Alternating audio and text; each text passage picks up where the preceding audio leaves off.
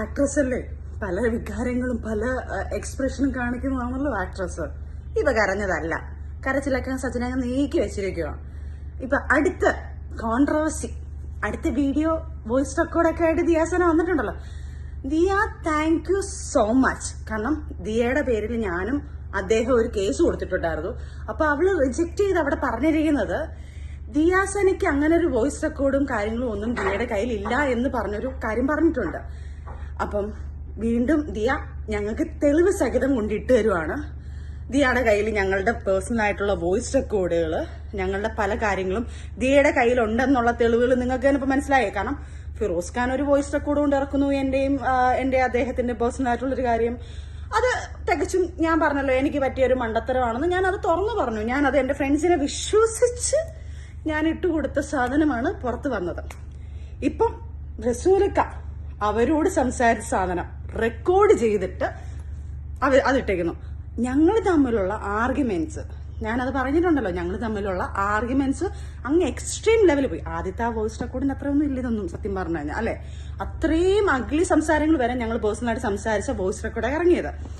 അപ്പം ആ ദേഷ്യത്തിൽ ഇക്ക് പറഞ്ഞ കുറെ മാറ്റർ, ഇത് കുറെ പഴയതാട്ടോ. ആ സമയത്ത് എന്റെ വോയിസ് റെക്കോർഡ് ഇറങ്ങിയ സമയത്തുള്ള സാധനം തന്നെയത്. ഇനി നിങ്ങൾ തെറ്റിദ്ധരിക്കരുത്, റസൂൽ പൂക്കുട്ടി ഇപ്പൊ അടുത്ത് വന്ന് വോയിസ് റെക്കോർഡ് സച്ചിനയ്ക്ക് പകരം ഇട്ടു എന്ന് പറഞ്ഞ കുറെ ആൾക്കാരുണ്ട്. അങ്ങനത്തെ ഒരു വോയിസ് റെക്കോർഡ് അല്ല. അദ്ദേഹം വന്നൊരു ലൈവോ അല്ലെങ്കിൽ അദ്ദേഹം ഒരു വീഡിയോ വന്ന് ചെയ്യട്ടെ ഇപ്പം.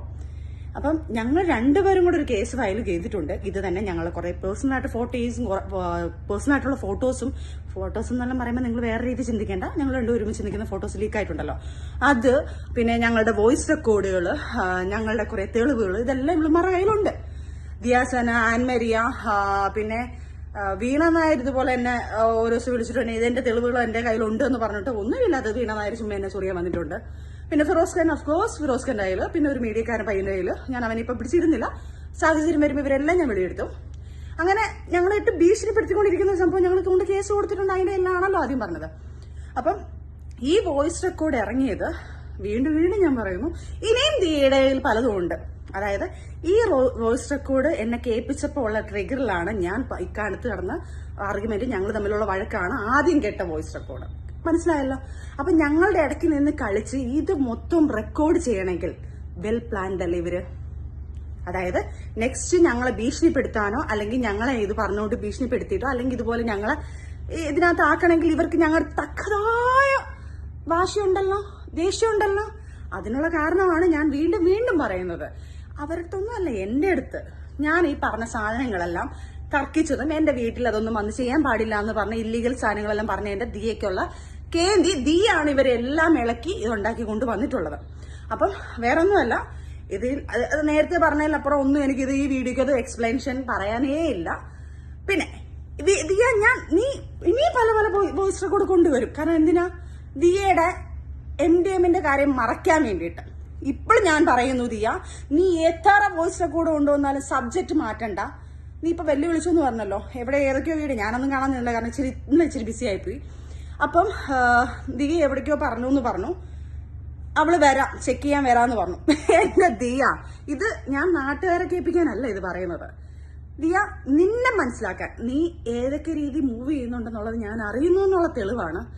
2 ദിവസം മുന്നേ ദിയ ഏതൊരു ഡോക്ടറെ വിളിച്ചിട്ട് 3 മാസം മുന്നേ ഒരു സാധനം ഇങ്ങനെ നടന്നത്, അത് ബോഡി കാണുമോ, ചെക്കപ്പ് ചെയ്ത് ഞാൻ കാണുമോ എന്നൊരു കാര്യം ചോദിച്ചത്, അത് എന്റെ കയ്യിലെത്തിയിട്ടുണ്ട് ദിയ.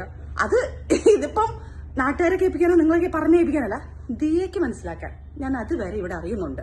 അപ്പം ദിയയുടെ വ്യക്തമായിട്ട് പറയുക, ദിയാസന 3 മാസം മുന്നേ അല്ല, ഫെബ്രുവരി 15-ാം തീയതി 12-നും 12:30-ക്കും 1 മണിക്ക് ഇടയ്ക്കാണ് നീ ഈ സാധനങ്ങൾ ചെയ്തിരിക്കുന്നത്. വ്യക്തമാക്കി. ഇനി ഏതെങ്കിലും ഡോക്ടറിനെ വിളിച്ചു നോക്കുമ്പോൾ ഈ ഡേറ്റ് പറഞ്ഞിട്ട് വേണം ചോദിക്കാൻ. എന്റെ മോളെ, ഒരു 3-4 വർഷം എന്റെ അറിവിൽ ഞാൻ ചോദിച്ചത് 3-5 വർഷം 6 വർഷം എത്ര വർഷം ഇത് കാണും, ഹെയറിൽ ഇത് ചെക്ക് ചെയ്താൽ ഉണ്ടാവും എന്ന് പറയുന്നുണ്ട്. ബ്ലഡ് ടെസ്റ്റ് ചെയ്താൽ 1 വർഷത്തിനകത്ത് ഈ കാര്യങ്ങൾ അറിയാൻ പറ്റുമെന്നും പറയുന്നുണ്ട്. അപ്പം ഈ സാധനം പുള്ളിയിൽ നിന്ന് പോത്തില്ല മോളെ, ഇത് ഉപയോഗിച്ച് കഴിഞ്ഞാൽ. നീ അതുകൊണ്ട് ടെസ്റ്റ് ചെയ്യാന്ന് പറഞ്ഞത് കൊണ്ട് എവിടെയാണ് വരേണ്ടത്? സജിന ചേച്ചിയും വരാം, സജിന ചേച്ചിയുടെ ബ്ലഡും ടെസ്റ്റ് ചെയ്യണ്ടേ, അല്ലെങ്കിൽ ഹെയർ എടുത്ത് ചെക്ക് ചെയ്യണ്ടേ? അപ്പൊ നമുക്ക് എല്ലാവർക്കും കൂടെ ഒരുമിച്ചിരുന്ന് ടെസ്റ്റ് ചെയ്യാം ഉടനെ തന്നെ. ഈ പറഞ്ഞ വാക്ക് മാത്രം പറഞ്ഞിട്ട് കാര്യമില്ല. എടി വീണ്ടും ഞാൻ പറയുക, നീ വന്ന് ടെസ്റ്റ് ചെയ്തില്ലെങ്കിൽ മോളെ ഞാൻ നിന്നെ മരണം വരെ വെറുതെ വിടത്തില്ല. നീ ചെയ്തിട്ടില്ല എന്ന് പറയുമ്പം നിന്റെ കൂടെ നിന്ന ആ പയ്യനും നീയും കൂടെയാണ് ചെയ്തത്. ആ പയ്യനെ ഞാൻ വിളിച്ചിരുന്നില്ല ഇതിനകത്ത്. പിന്നെ ബിഗ് ബോസ് താരങ്ങൾ രണ്ടുപേര് അവരും ഇത് സാക്ഷിയാണ്. അവരെയും നിർബന്ധിച്ചതാണ് നീ. എന്റെ മക്കൾ സത്യം അവർ കഴിച്ചിട്ടില്ല, അവരും ചെയ്തിട്ടില്ല ഇത്. പക്ഷെ ഇവള് നിർബന്ധിച്ചപ്പം അവരത് പറഞ്ഞല്ല, ഞങ്ങൾ ഇതെല്ലാം നിർത്തിയിട്ട് കുറെ കാലമായെന്ന് അവർ പറഞ്ഞത്. അപ്പം ദിയാസന ഇത് പറഞ്ഞില്ലേ, അവരുടെ മനസ്സിലുണ്ടല്ലോ ഇവൾ ഇത്ര വലിയ കള്ളിയാണെന്നുള്ളത്. പിന്നെ നീ പറഞ്ഞത് നീ ആണെങ്കിൽ നീ ഈ സ്ഥാനത്ത് നീ ചെയ്തില്ലെങ്കിൽ നീ ടെസ്റ്റ് ചെയ്യാൻ വേണ്ടി അവിടെ നിന്നിട്ട് ഞാൻ ഇപ്പൊ ചെയ്ത് കാണിക്കും എന്ന് പറയുന്ന ഒരാൾ എന്തുകൊണ്ട് ചെയ്യുന്നില്ല? വാ ടെസ്റ്റ് ചെയ്ത് കാണിക്കും മോളെ, നീ ആരാണെന്ന് തെളിയിക്കും മോളെ. ലോകം നിന്നെ ഒരുത്തെ പിടിച്ചാ എത്ര പേരിനകത്ത് തൂങ്ങുന്നറിയോ? അതുകൊണ്ട് നിന്നെ സപ്പോർട്ട് ചെയ്യാൻ ഒത്തിരി പേര് കാണും. സർ എല്ലാവർക്കും ഞാനൊരു കാര്യം പറയുക, ഇവളുടെ കോൾ റെക്കോർഡും അവളെ കോൾ ലിസ്റ്റും എടുക്കണം.